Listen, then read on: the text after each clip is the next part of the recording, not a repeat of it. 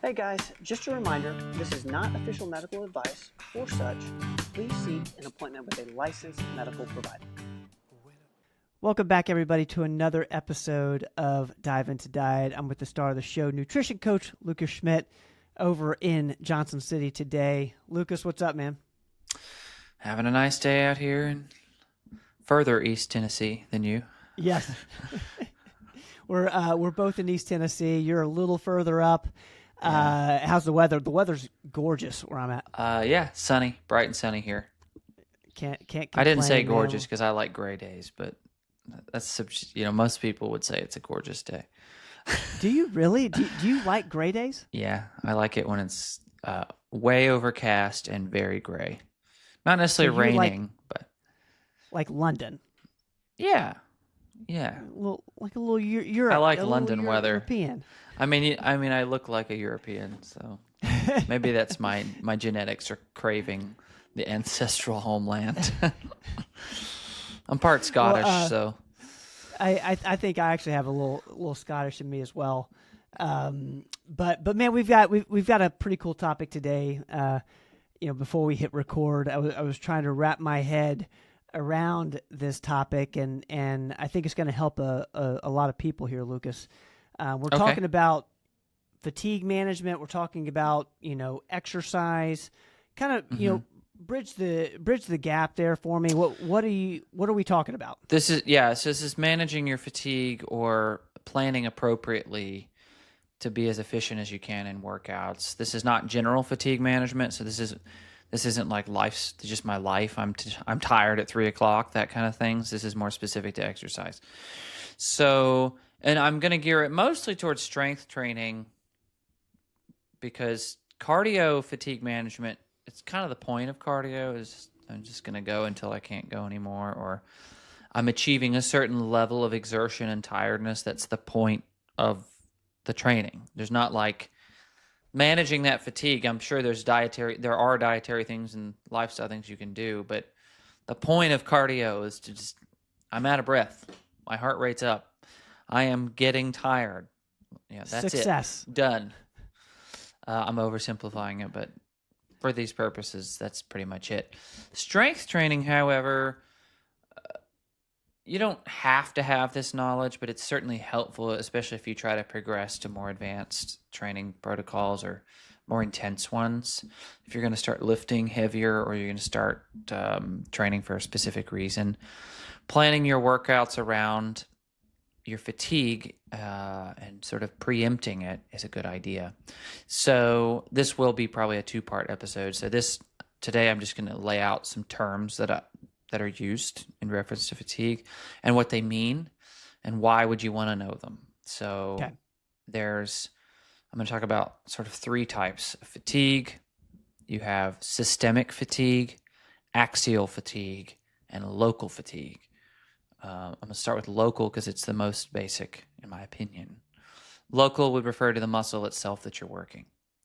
So there may be other terms other people use, but local fatigue. It's sort of like when you get a procedure done and they say, I'm going to use a local numbing agent. It's like if you're getting a shot, like a big one, they'll put a gel or some kind of medication on the skin locally. That's where the issue is. So this is similar. So if I have a lot of local fatigue in a muscle like my bicep, that means the bicep itself specifically is exhausted. Okay. Fatigued. Right. It's tired out. So the next is... But you're not tired. It's just the bicep is done. Right. So axial fatigue refers to your spine and your back and your general core and abdominal, but mostly the back is where we're really thinking about that. Axial fatigue. So axial fatigue is something that occurs not necessarily because you mean it to. Certain exercises, particularly ones where you're vertical, standing, so will increase axial fatigue. And you'd want to know that, or you want to mitigate that, because if you're not training back and your back is getting exhausted, it's going to limit what you can do in the session. It also is important when you're scheduling your week of workouts. If I do exercises on Tuesday and I have a lot of axial fatigue, and it's an upper body day. So say I break up my workouts in upper, lower, like arms and chest and back, and then legs on the other days. Let's say that's what your spread is, or your split, I should say. Well, if you do a bunch of vertical lifts, like standing barbell heavy curls, things that create or goblet squats, if you're on a leg day, that's where you're carrying a lot of weight upper, even though the point isn't to train your low back in those exercises. Like a goblet squat focuses on quads, but it hits that low back really hard because you're trying to not fall forward.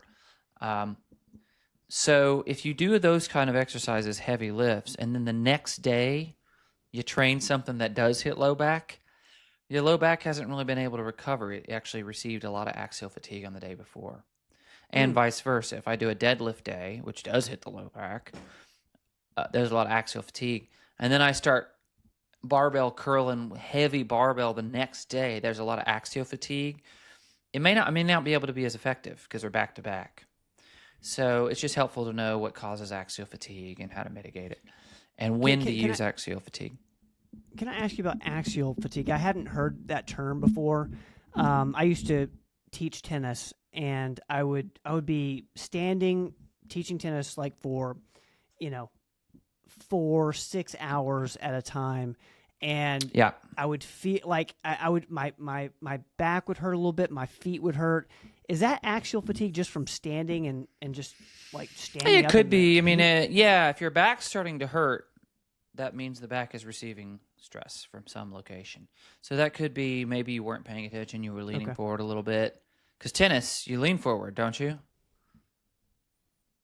Like when you're waiting. You do a lot of rotating, and with teaching tennis, you have to bend to bend over more than you would if you were just playing. But yeah, when you said axial fatigue, I was like, maybe that was axial fatigue. It could be, yeah. If your back's hurting, you've got some fatigue in your back. So yeah, and then the next fatigue is systemic. It just means the supporting muscles are tired, and they're tired for a reason. Something is referring stress to them, or they're directly being used, and you're not paying attention. Then you have the final, which is systemic fatigue. Systemic fatigue refers to your overall tiredness. So that's actually something like when you're training cardio, you're deliberately increasing systemic fatigue because the whole body's tired. It's not specifically tired. Maybe your legs get a little more tired if you're running, but really, like when I go for a run, my legs more hurt in the first 20 minutes because they're not warmed up and they're kind of, after that pain goes away, I'm just tired. Like when you're done with a run, your whole body, you're just tired all the way through. That's systemic fatigue. And systemic fatigue can occur from heavy lifts in the gym. So something I notice personally is if I use a large muscle group, like let's say the legs, the quads, and the glutes, and you do like Bulgarian split squats, which are very taxing. They hit the glutes, and the glutes are huge. Glute muscles are massive in everybody. They're compared to a lot of other muscles. And the quads are huge, and that works both of them at the same time. I notice for me, I'll do my reps, and when I'm done and stand up, then I suddenly get out of breath.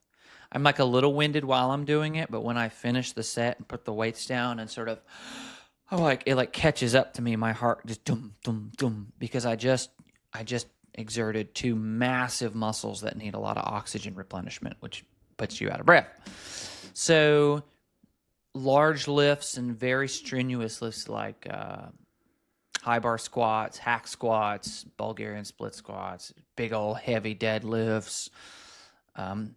That will increase your systemic fatigue. Another way to increase systemic fatigue is supersetting or doing like a circuit. So circuit training is really popular for sort of building your cardio into your strength training. And that would be like I do some barbell curls and instead of setting the weights down and standing there and waiting for 30 seconds or a minute to do my next set, during that rest, I go do a different muscle group. So there's no rest. You're just like, that'll increase systemic fatigue a little bit. But there's always a trade-off. You get a little systemic fatigue that way because if I do barbell curls and then I go do like a chest press, Those are not the same muscle groups. There's a few similar muscles in that chain, but it's safe to say you could do those. That's a push-pull. You're going to get tired, though. Your heart's going to pound a little harder than it would have you just done one or the other, because your body's having to adapt to two separate movements in a very short span. So systemic fatigue is just something to keep an eye on. That's most important, in my opinion, when you're doing high-risk lifts. So what I mean by high risk is like a deadlift or a bench press or a barbell squat, where you're loading up enormous amounts of weight if you're that advanced and putting yourself in a vulnerable position. If you've just spent 45 minutes exhausting yourself and you're systemically fatigued, it's probably not the best time to be doing those, because systemic fatigue lowers our ability to focus. It lowers our resolve. It lowers general technique. You're just not quite as efficient anymore. Okay. It's better to mitigate systemic fatigue. It's just about order of workout, really. So these three types of fatigue are they're kind of helpful to know if you want to plan an efficient workout that is safest and still promotes a lot of muscle growth. So what I'm hearing from you, Lucas, is one, it's just important to understand which type of fatigue you're experiencing. Some, like you said, when you're doing cardio, you're kind of after systemic fatigue. Yeah, that's what your goal is. And when you're trying to, really focus on building a certain muscle group, then you might be focusing on, you want that local fatigue. Right. And then with the axial fatigue, to me, that's just more of a like, okay, I know I'm having axial fatigue, or I'm experiencing this. I might alter my week's workout because I don't want to hurt myself. Yeah, right. Axial fatigue, in my opinion, is going to affect workout order in the session and week order, like day order, like what goes on these days.